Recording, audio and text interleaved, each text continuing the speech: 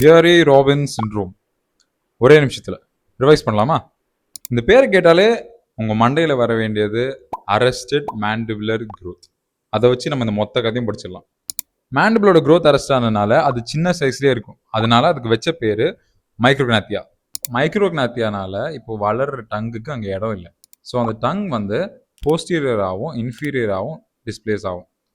இதுக்கு வச்ச பேர் தான் மறந்துட்டேனே, க்ளாசப்டோசிஸ். இப்போ க்ளாசப்டோசிஸ்னால 2 விஷயம் நடக்கும். ஒன்று, அது ஏர்வேவை அப்ஸ்ட்ரக்ட் பண்ணும். 2வது விஷயம், அது மேலே ஃபியூஸ் ஆகிற பேலட்டைன் ஷெல்ஃப்ஸ்க்கு நடுவில் போய் அது ஃபியூஸ் பண்ணாமல் பார்த்துக்கும். ஸோ அதனால டெவலப் ஆகிறது தான் கிளெஃப்ட் பேலட். ஆனால் இங்கே டிப்பிக்கலான ஃபீச்சர் என்னன்னா, இந்த கிளெஃப்ட் பேலட் வந்து யூ ஷேப்பில் இருக்கும். ஸோ இந்த சிண்ட்ரோமோட கேரக்டரிஸ்டிக் ட்ரையட் வந்து 3 விஷயம். நான் சொன்ன மாதிரி micrognathia followed by glossoptosis followed by cleft palate. இந்த சிண்ட்ரோம் காஸ் பண்ணுறது மேஜராக 2 காம்ப்ளிகேஷன். ஒன்று, ரெஸ்பிரேட்டரி டிஸ்ட்ரெஸ், ஏன்னா அந்த டங் வந்து ஏர்வேவை பிளாக் பண்ணுது. செகண்ட் வந்து இன்ஜெக்ஷன், அதாவது சாப்பிட்றதுல டிஃபிகல்டிஸ்.